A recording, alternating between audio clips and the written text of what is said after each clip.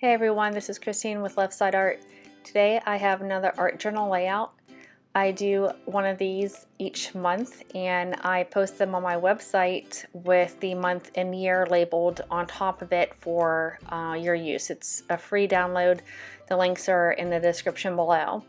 I usually work out of either this large art journal, which is by Dilutions, and it comes really thick mixed media paper, or I work on a canvas board. In any case, I do this in 3 steps. This first step is creating a background, and what I'm using here is some Tim Holtz tissue paper and gel medium to cover up my background. The gel medium is nice layer to have on top of your paper so that when you go to apply inks or paints and anything that's a bit more liquidy, you don't use as much product. It just makes the paper less porous, and I always recommend to try applying your product with or without the gel medium, or you can do this with gesso as well. Clear gesso would give you a similar effect as this clear gel medium does, but just play around with it and see what you like. This tissue paper, I usually have a habit of just laying it straight out from a roll and covering up the background. That way I just get some interest going. Today I decided to tear it up a little just for something different. This journal comes with pretty thick mixed media paper. I think there's about 64 sheets in here. And I still glue 2 sheets together as I go because I tend to use like chipboard or metal pieces, just stuff that's heavier, or molding paste. And if I did it just on one plain sheet, it just makes it a little too flimsy for my taste. So again, try it out, see what works for you. But it really does hold up very well. This is by far a really good investment, and this is the larger one. So in the Dilutions line, there's also a little bit smaller one. I think it's maybe about like 8 by 5, and this one's 9 by 12-ish. Don't quote me on that. In any case, I'm using some Dina Wakley paint here. These are little 1-ounce tubes, and I think I use like Night, which is a really dark blue, and then Peacock, and one other blue I can't recall at this moment, but I'll have it in the description below. And more or less I was going for a dark medium and a light blue. I applied some water and used it with a paintbrush, and then I went in with this distress blending tool, just trying to get different effects to see how the paint would work on this background. And what I normally do, if you watch any of my videos, is I usually try to create a little bit of a border going around my page, or like around my layout. It's personal preference. You definitely don't have to. But I just wanted to get some interest going in this background, and it doesn't have to be very neat. This is quite messy, but just keep playing with it until you get something that looks interesting and you're happy with it. I'm taking a little bit of white gesso and using a splatter brush to just add some splatters here and there. This background's not done yet. This is really just the first couple of layers. Now this is a stencil by the Dilutions line, and I'm taking some light molding paste by Golden and a palette knife and just applying it through the hearts here and there. And I'm really trying to keep it pretty thin, because working in a journal like this where it's paper, I do try to keep it as light as I possibly can. If I was working on a canvas board where it's a lot more sturdy, I might not worry as much, but in this case, you don't have to really worry too much about the molding piece cracking, and if it did, I say it just adds interest anyway.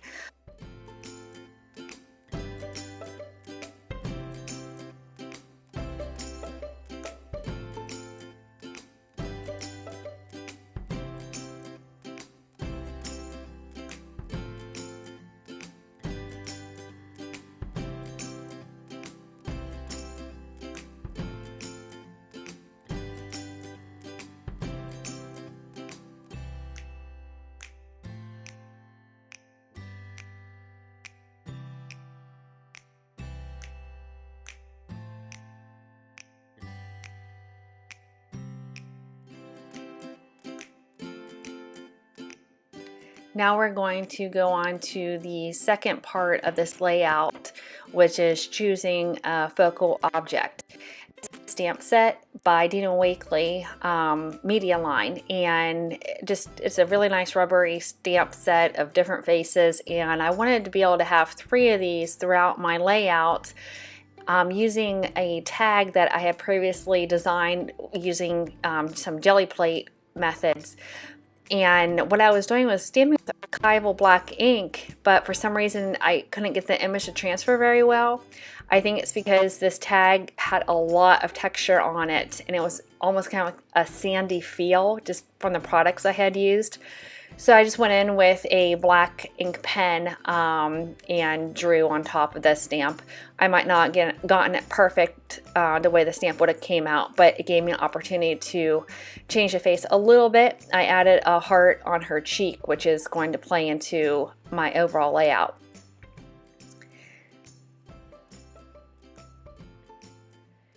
These scissors I'm using are by Tim Holtz. He, I think, has 3 different sizes, and I believe this is the smallest size. I have all 3 sizes now, and let me tell you, these are probably the sharpest scissors I've ever used. If you get them, be careful. Keep the case that it comes with to cover the blade when you're not using it, but I think these are definitely worth the investment. Much better than any scissors I've bought otherwise. So I'm just repeating this 2 more times. Same method, stamping it, getting a general image kind of on the tag, and then taking a pen and trying to copy the image as much as I can.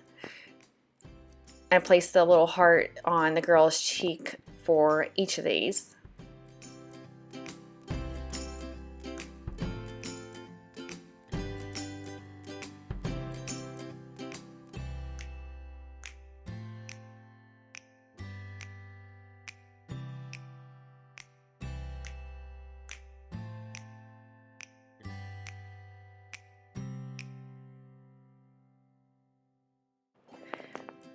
I've been using Dina Wakley's Art Journal Freedom book, and in that book she goes through a lot of different techniques on layout, composition. It's a really good book.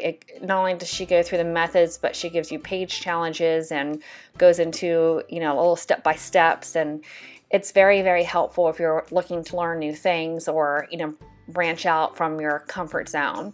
And one of the methods had to do with laying out 3 items and using like a triangle to connect them rather than laying three things out in a straight line or just randomly.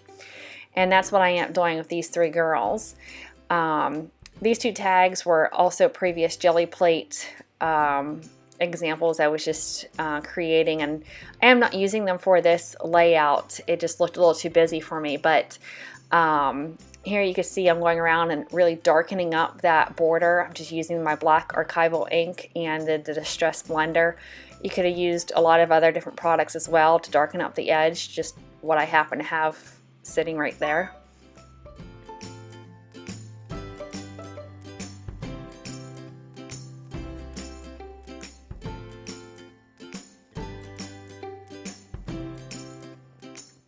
Now I figured out how I wanted the heads to be positioned.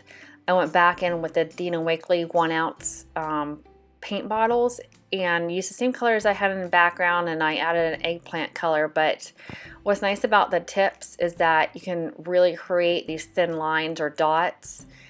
And I just went in and randomly made circles, made it a little messy, and I just needed something to kind of ground the heads down and make them feel a little more part of the background.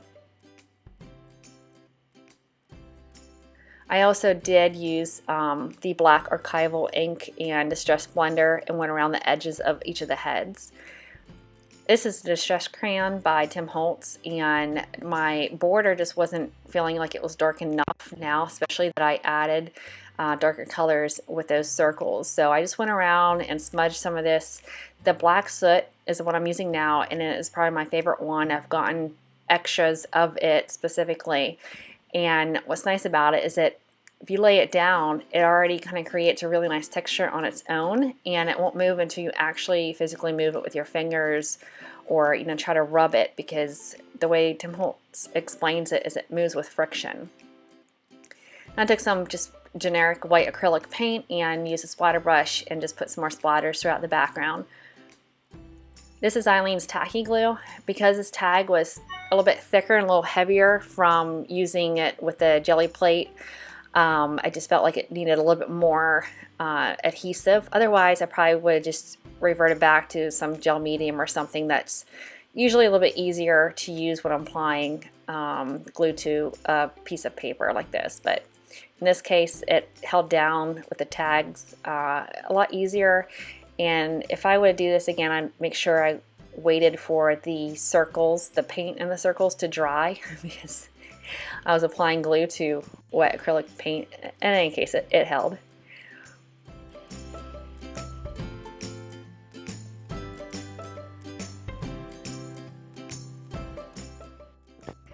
I'm going to add some Fin & Bear Mechanicals hearts to this layout. I usually like embellishments, and these really tied in with my layout.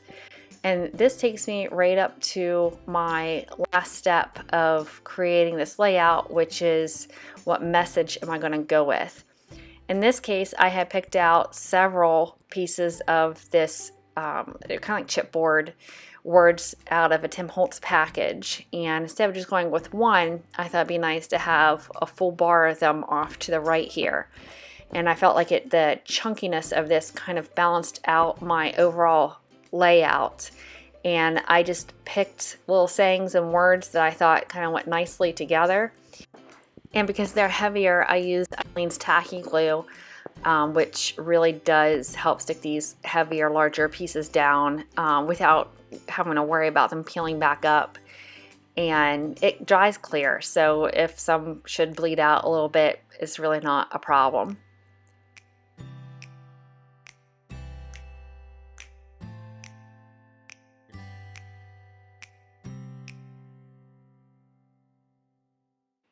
And that about wraps up this layout. If you would like a free download for your computer, laptop, phone, and whatnot, the links are below, and it will take you over to my website. You could also sign up for my newsletter where I send these out at the first of every month, just so that it's easier to get, and that way you don't have to go searching for it on my website. But it's free, no strings attached. Otherwise, the products I used for the most part, or at least most often, are in the description below, along with the paint colors I used in the background from Dina Wakley's line. And I will catch you next time. Thanks.